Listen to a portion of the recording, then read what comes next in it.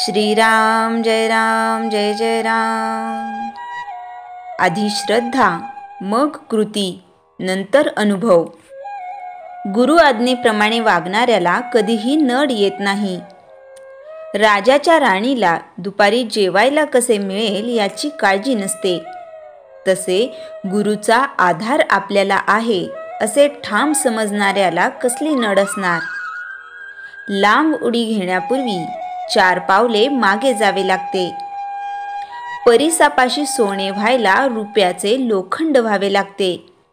तसे गुरुचा पाठीराखेपणा असून आपल्याला जी अधोगतीशी वाटते ती पुढच्या महत् कार्याची पूर्वतयारीच होय। बाप मुलाला हातावर घेऊन पोहायला शिकवित असताना मधून मधून हात काढून घेतो, पण मुलाची खात्री असते की हा आपल्याला बुडू देणार नाही। तसा आपल्याला सद्गुरूचा आधार आहे अशी पक्की आपण खात्री बाळगावी। आपण आजारी पडलो तर आपणच पैसे देऊन डॉक्टरवर विश्वास, श्रद्धा ठेवतो। औषधाची काही माहिती नसताना ते आपण घेतो। व्यवहारात जर असे आहे तर मग श्रद्धा उत्पन्न झाल्याशिवाय आपण नाम घेणार नाही असे म्हणणे बरोबर नाही। डॉक्टरवर विश्वास ठेवतो याचे कारण असे की आपल्याला जगायची इच्छा आहे। तसे भगवंताच्या प्राप्तीची तळमळ असेल तर मनुष्य त्याचे नाम घेतल्याशिवाय राहणार नाही। आधी श्रद्धा, मग कृती आणि नंतर कृतीच्या फलाचा अनुभव असा व्यवहाराचा नियम आहे। परमार्थामध्ये आपण त्याच मार्गाने जावे। व्यवहारात तुम्ही एकमेकांवर जेवढी निष्ठा ठेवता तेवढी जरी भगवंतावर ठेवलीत तरी भगवंत तुम्हाला खात्रीने समाधान देईल। आगगाडी ड्रायव्हरवर विश्वास ठेवून आपण स्वस्थ झोप घेतो, त्याप्रमाणे भगवंतावर श्रद्धा ठेवून काळजी न करता आपण स्वस्थ राहावे। ड्रायव्हरपेक्षा भगवंत नक्कीच श्रेष्ठ आहे। परमार्थात अंधश्रद्धेची मुळीच गरज नाही, पण तिथे श्रद्धेशिवाय मात्र मुळीच चालायचे नाही। सांगणारा कसाही असला तरी ऐकणाऱ्याची जर खरी श्रद्धा असेल तर त्या श्रद्धेनेच त्याच्या अंगी पात्रता येईल। संतांच्या सांगण्यावर पूर्ण श्रद्धा ठेवावी। अशी श्रद्धा असणे ही फार भाग्याची गोष्ट आहे। खरे म्हणजे अशी श्रद्धा ज्याला लाभली तो लवकर सुखी झाला। आज आपल्यापाशी ती नाही तर निदान आपण स्वतःशी प्रामाणिक बनूया। आधी पुष्कळ चिकित्सा करून आपले ध्येय ठरवावे, पण एकदा ते ठरले की मग निश्चयाने आणि श्रद्धेने त्याच्या साधनात राहावे। आपण परमात्म्याजवळ मागावे की तू वाटेल त्या स्थितीत मला ठेव, पण माझे समाधान भंगू देऊ नकोस। माझा मीपणा काढून टाक, तुझा विसर पडू देऊ नकोस।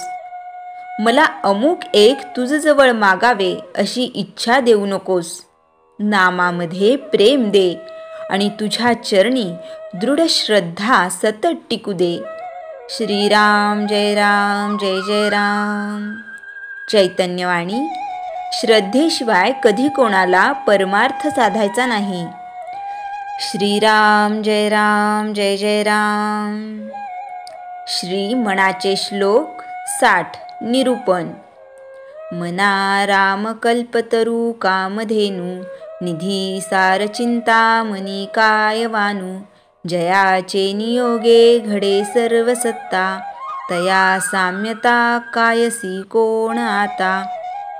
हे मना, राम कल्पतरू सारखा आहे। कल्पतरू म्हणजे आपण जी कल्पना करू ते देणारा वृक्ष।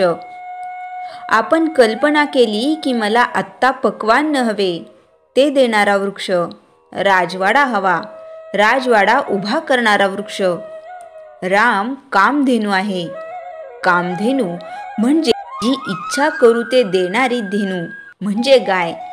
राम चिंतामणी आहे म्हणजे चिंतिलेली वस्तू देणारा आहे। तो निधी आहे म्हणजे सर्व वस्तूंचा ठेवा आहे। सर्व वस्तू निर्माण करणारा राम आहे, सर्व वस्तूंचे पालन करणारा राम आहे. त्यामुळे या दृश्य जगातील कोणत्याच वस्तूची उपमा श्रीरामाला देता येत नाही. तोच सर्व घडवून आणतो. तो सृष्टी रचनेपूर्वी होता, सृष्टी असताना आहे, सृष्टीचा लय झाल्यावरही असणार आहे. असा हा राम कल्पनातीत आहे, सृष्टीहून वेगळा आहे. जय जय रघुवीर समर्थ. श्रीराम जय राम जय जय राम. अनुभव भाग 2. तिची आई मटकन खाली बसली. मुलगी आजीच्या कुशीत येऊन हुंदके देत रडू लागली. मुलगा सुन्न होऊन शून्यात नजर लावून बसला. डोळ्यापुढे अंधारी आल्याबरोबर तिला तिच्या वेदनांची जाणीव नष्ट झाली. या स्थितीत खूप वेळ गेल्यावर तिला आपला देह पिसासारखा हलका झाल्याची जाणीव होऊ लागली. संवेदना नव्हत्याच. हा पिसासारखा देह आता तरंगत अंतराळात विहरू लागला होता. इथून जाता जाता तिला तिची हतबल होऊन बसलेली आई दिसली. रडणारी गोजीरवाणी लेकरे दिसू लागली. काडी काडी जमवून केलेला संसार, कित्येक वर्ष घराचे कर्ज घेऊन नुकतेच आता कर्ज फिटून पूर्णपणे तिच्या नावावर झालेला तिचा आटोपशीर फ्लॅट, हे सगळं दिसू लागले. इथून निघताना हे सगळे इथेच सोडून जायचे असते. बरोबर काहीही न्यायची मुभा नाही. हो नाही म्हणायला एक गाठोडे तिच्या पाठीला बांधून दिल्यासारखे वाटले. चाचपून पाहिले तर त्यातवर आजवर केलेले नाम आढळले.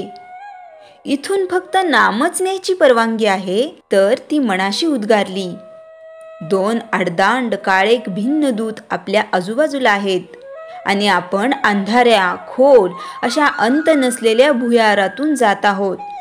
या स्थितीत किती काळ गेला कुणास ठाऊक.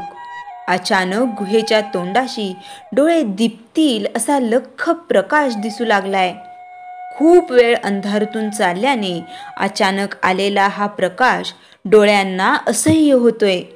त्याची सवय व्हायला वेळ लागेल असे उगाचच तिला वाटून गेले.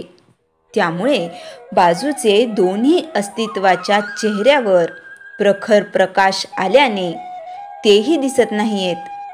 अचानक एक झटका लागावे तसे एका सिंहासनाच्या समोर आपल्याला उभं केले. सिंहासनावर बसलेली व्यक्ती या दोघांपेक्षा क्रूर दिसत आहे.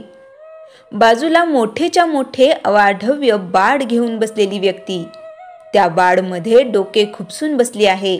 तेवढ्यात ती सिंहासनाधीष्ट व्यक्ती अगम्य भाषेत बाडधारी व्यक्तीला काहीतरी विचारते. बाडधारी व्यक्ती सगळा हिशेब मांडते. आपल्याला कळेल अशा भाषेत सगळा पाप पुण्याचा हिशेब सांगितला जातोय.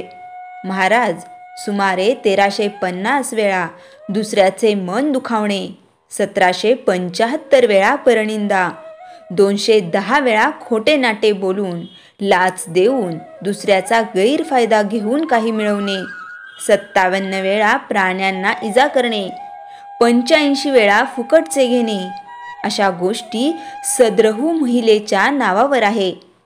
आता तिच्या डोळ्यांसमोर संपूर्ण आयुष्याचा भूतकाळ झळकू लागला.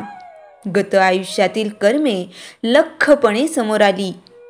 पुन्हा तो बाडधारी त्या क्रूर दिसणाऱ्या व्यक्तीच्या कानाला लागला. आता पुण्यकर्म किती केली आहेत याची आधी. 15 वेळा भुकेलेल्याला अन्नदान केले, 22 वेळा वृद्धास सहकार्य केले, दरवर्षी मंदिरात दानधर्म आणि नामजप केलेला आहे.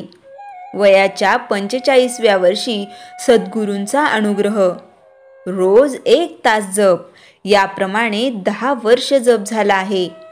तो जवळजवळ 1,80,00,000, त्यातला खरा मनापासून केलेला 73,80,000, 15 लक्ष मुलांचा ॲक्सिडेंट, मुलगा ICU मध्ये होता तेव्हा खर्च झाला, 23 लक्ष नवऱ्याचा जीव वाचावा म्हणून लागले, स्वतःच्या मालकीचा फ्लॅट हवा म्हणून सद्गुरूंपाशी मागणे केले होते, तेव्हा 17 लक्ष खर्च झाला, नवऱ्याची कोर्ट केस जिंकावी म्हणून महाराजांना केलेले मागणे, या 14 लक्ष जप खर्च झाला. मुलाला योग्य ठिकाणी ॲडमिशन मिळावी म्हणून मागणे मागितले, त्यात 2 लक्ष जप खर्च झाला.